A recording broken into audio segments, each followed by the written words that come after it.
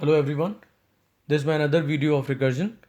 Students, in this video I have discussed a very important program. It's quite important video for you. But before moving ahead, I want everyone to subscribe my channel. Please press subscribe button. Students, everybody says that recursion is a very complicated topic or very complex topic of the computer science. But after watching my videos, anybody can write recursive function. Alright. Reason, because I have connected the concept of recursion with the loop. If you know how to write and execute a loop, and if you know how to define a function and how to call a function, then you can write a recursive function. That's not a big problem. Alright.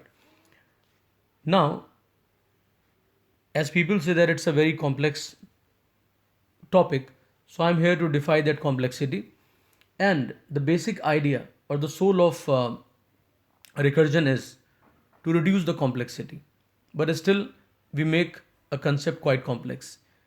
Now we move ahead with the very important program. It's a simple yet important program. Program to calculate the sum of numbers from 1 to n. Two approaches. One is 1 plus 2 plus 3 plus n means up to n. We add all the numbers one after the other. Second approach is that we divide the problem into smaller parts. Here, how do we go? Sum n. This is the parameter n passed to a function sum, and it is definitely meant for the sum of the numbers. So if the value of n is 1, so definitely we all know it's going to return what? Only 1. Second call to the function sum n, and where the value is greater than 1. So it can be written as n plus sum n minus 1. For example, the value of n I have given 5. So sum 5 means I need the sum of numbers from 1 to 5 because 5 is the limit. This thing can be written as 5 plus, because the value of n is not 4, it is 5. So 5 plus sum n minus 1. So n minus 1 means 4. That means this function is going to be called further. And how it can be written as? It can be written as 4 plus sum 3, because now in this case the value of n is going to be 4. So it's going to have 4 plus sum 3. And it goes on and on and on, and it will stop when the value of n becomes 1, because every time we are reducing it by 1. So when it becomes 1, it simply returns 1. Nothing else will be returned. So how these concepts are going to be implemented, I'm going to show you. But first, I will discuss this approach. Students, as I've told you, whenever a recursive problem is there, as a beginner, you can always first design a piece of code where the loop is there. Right. So I've written a function with a loop for the same problem. N is the limit. S is the variable which is going to have the sum inside it. So initially it is having value 0. And then loop is a construct which performs what? A repetition of a task. So whatever is written in the loop body, it's going to be repeated. And what is written here? Sum of numbers from 1 to n. How? We have got a variable s which is declared here, and we form an expression s equal to s plus I. Initially s is 0, so 0, and I is 1, so 0 plus 1, s will become 1. Then next iteration, s will be 1, then I will become 2, so 1 plus 2 is 3, and so on. It goes up to n. So students, we have to find out where is initialization. So this is the initialization expression, because we begin with 1. We have to move up to n, so I less than equal to n. This is the test expression. Student, this is when this is true, then the control goes to the loop body, means it's connected with the test expression. After that, we update the value of I, that loop variable. I plus plus I becomes 2. Then again it is checked. If it is true, the control comes here. Means this is the way repetition takes place. So for the repetition of a task, all these three things are important: initialization, test, and update. And definitely when the limit is there, so that too is important, because that will decide when to stop this repetition or a loop. Alright, so this condition, let me clarify this point. When I say I less than equal to n, so the moment it becomes false, loop stops, and if it is true, we continue the loop. So this condition is not meant for stopping the loop. it is meant for continuation of the loop, but the moment it becomes false, that means we have to stop this process of loop, or repetition will be stopped. All right, and finally, this when this entire process is over, the statement is written, sum is sum, means sum of the series is going to be printed. I hope it's clear to you. Now I have to perform the recursion for this problem. What is the meaning of recursion? A function calling itself. What I said? A function calling itself. So when the function is calling itself, that will be done again and again when the function is called from within its own body. Okay, but the task which is to be repeated is s equal to s plus I. Yes, student, this is the task to be repeated. So here we have a function, right? And I have written a task. What is the task? S equal to s plus I. Now let's talk about where is s. Actually, if you look here, you will find there is a function call written. What I have written? Sum I plus 1 comma n. That means when the function sum is called, it calls itself again. Alright, that means it will be repeated. So repeatedly this I is going to be added to s. That means we have to change the value of I, because I is our loop variable. So here this int I equal to 1, where it will be written in this, because I have said please connect the loop with the recursive function. So students, I has been passed here as the parameter, right? That is the what? That is formal parameter. Its initialization will takes place when the function is called. And you can see I have created the object, and then ob.sum I have written, and I have written 1 comma 3. That means this 1 will be the initial value of I. This 1 will be the initial value of I. Let me show it to you. This 1 is the initial value of I. So this int I equal to 1, that means initialization is there. Now test expression is true, then this takes place. So I have written s equal to s plus I. This will take place only when this is true. So where to place this? So before our main task, I put if construct, and here I write the condition I less than equal to n. Same thing as it is I have written here. Alright students, after that curly braces open. Now this is the if body. Because the loops are not there, we have to write the recursive solution. So I have written this condition.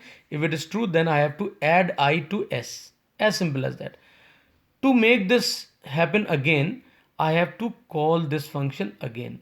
So what I've written in this body of the function, I have written a call for that function. There is sum I plus 1. Now we have to change the value of I, because numbers sum is required. Which number?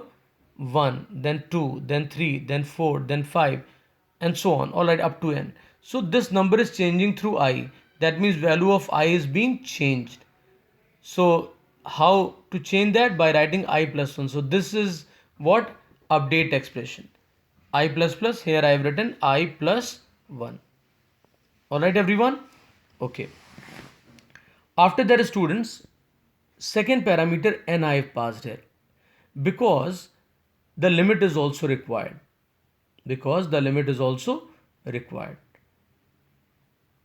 After this call, what do we have? We close if block, because this will only work when this condition is true. And then I close the curly brace of this function. Is that clear to everyone? So it's very simple to design a recursive function using the concept of loop. Alright. Now, sometimes people write like this. I'm showing you another form of that function. Void sum1 inti comma intn, and if I less than equal to n, s equal to s plus I, sum I plus 1 comma n. This if is over. Then they want to specify when this condition is false, then what is to be done. So in this piece of code I have written else, block also for this if, and what is inside? I have printed the sum. How? Using the println statement, then sum is in double quotes plus s. So sum will be printed, and after that explicitly the termination of the function execution has been specified. How it will be done? Using the return. So return semicolon is there. So two more steps are there. If you want to write these, this way you may write, otherwise this much is sufficient. So this is the function named as sum1, and I have closed the curly brace of else, then I have closed the curly brace of the function. Alright everyone. So you have seen it two ways. Students, one very important thing, where is s? Because here I have written int s equal to 0. I have not written int s equal to 0 over here. Reason? Because if I write int s equal to 0 over there, so it's a recursive function. So every time the function will be called, it will make s 0. And if I every time make s 0, then how we will get the sum of the series? Is that clear to everyone? Fine, students. So that is why I have made it a data member of the class. Int s is there, and I have given the initial value 0 to s in the constructor. So these are the areas where we have to be very, very careful. Alright. Now students, we have got s, we have got I, and everything is there, and you have got to know that how to arrange them in a recursive function. Now for this function where the sum has not been printed, the first function sum, I have designed one more function, that is public void show. So whenever that function will be called, it will print the sum, that is s. Okay. Now students, we look at the main function.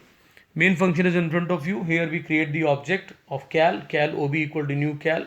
The moment we a constructor is invoked, data member s is going to be initialized with 0. Now students, we call this function ob.sum 1 comma 3. So automatically this is the very first function call. This will initiate the recursion actually, and then after execution of this function is over, ob.show will print the sum. After that we close the main function, then we close the class. Now students, just look this side, how actually recursion works in the background. Every time, remember one line students, every time a recursive function is invoked, it gets a new memory area. So sum 1 comma 3, there is the initial value given, and since the condition was true, so it was having this expression. Which expression? That is s equal to s plus I. I've already shown you here that if I is less than equal to less than equal to n, then s equal to s plus I. So when this function is called here, it has been called with these two values 1 comma 3. Now s equal to 0 plus 1, because 3 is the limit. Value of I is what? 1. So 0 plus 1, that means s has become 1 now. Initial value of s was 0, so it is 0 here. Now s has become 1. Now the second call, sum 2 comma 3, that means I is 2 now, and s was 1, so 1 plus 2, now s has become 3. After that we come here, sum 3 comma 3, that means 2 parameters.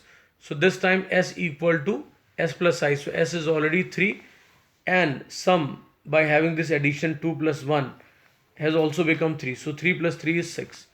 Now students, when I becomes 4, right, and the call is made to sum, then what happens?